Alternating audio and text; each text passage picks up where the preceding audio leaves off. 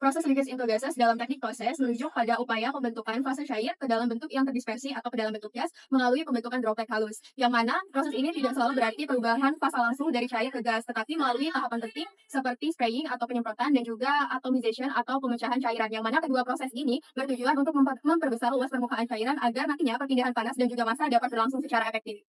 Oke, sekarang kita masuk ke pressure clearance spraying. Nah, spraying itu merupakan proses awal dari sistem ini. Nah, itu ketika suatu cairan itu dikeluar paksa melalui suatu nozzle sehingga terbentuk aliran fluida yang terdistribusi ke dalam medium gas. Nah, untuk pressure clearance spraying itu berfokus kepada bagaimana cairan itu didistribusikan ke dalam fase gas dan bagaimana juga pola semprotan itu terbentuk. Nah, faktor-faktor yang mempengaruhi proses itu meliputi seperti disk nozzle, tekanan operasi, lalu juga serta sifat fisik seperti viskositas dan juga densitas.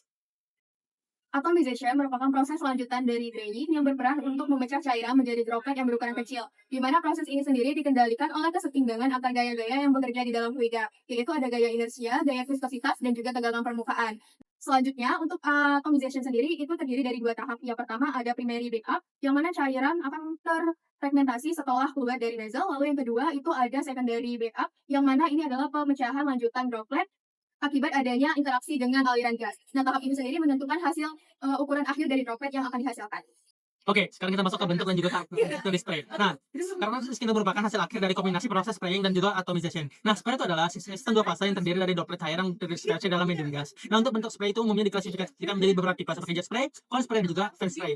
Nah, bentuknya itu dipengaruhi oleh desain nozzle dan juga kondisi operasi, terutama pada tekanan dan juga kecepatan fluida. Nah, selain bentuk proses utama dari spray itu mengikuti ukuran droplet dan juga distribusinya.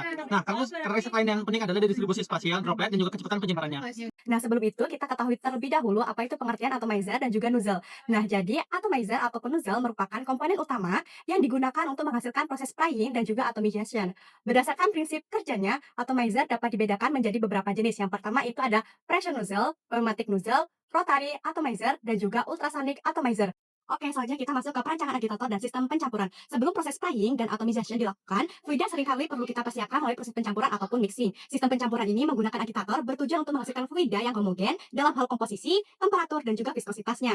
Agitator terdiri dari beberapa komponen utama seperti impeller, tangki, dan juga baffle. Lalu, sistem pencampuran ini nantinya akan membentuk pola aliran seperti aliran aksial, radial, dan juga tanggensial. Keberadaan baffle ini penting untuk mencegah terjadinya pusaran ataupun vortex yang dapat menurunkan efisiensi pencampuran itu sendiri. Nah, kondisi fluida yang homogen dalam hal ini sangat berpengaruh terhadap kualitas atomization.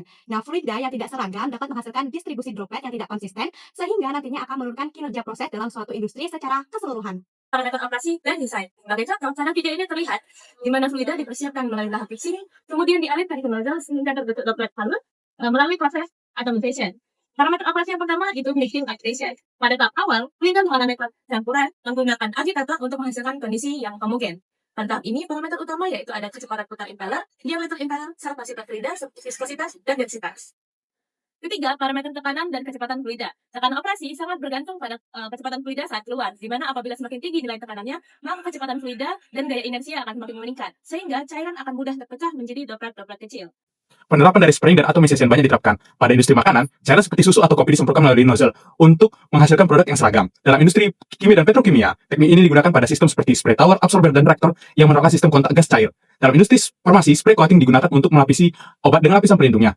Lalu, implementasinya ini memiliki berbagai kendala operasional seperti permasalahan penyumbatan aset akibat adanya endapan. Selain itu, distribusi yang tidak seragam menyebabkan penurunan efisiensi, konsumsi energi yang tinggi, terutama pada sistem yang memerlukan tekanan tinggi menjadi tantangan. Di samping itu, kondisi operasi dengan yang ekstrim akan menyebabkan kausan dan korosi pada sistem. Oleh karena itu, perlu pemilihan dan pemeliharaan peralatan yang menjadi aspek penting dalam menjaga kerja sistem.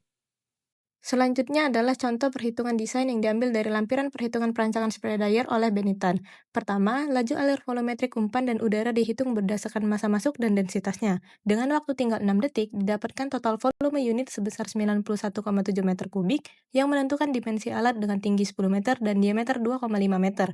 Terakhir, perancangan atomizer menggunakan tipe well rotary berdiameter 200 mm dengan total 228 lubang untuk menghasilkan droplet yang optimal.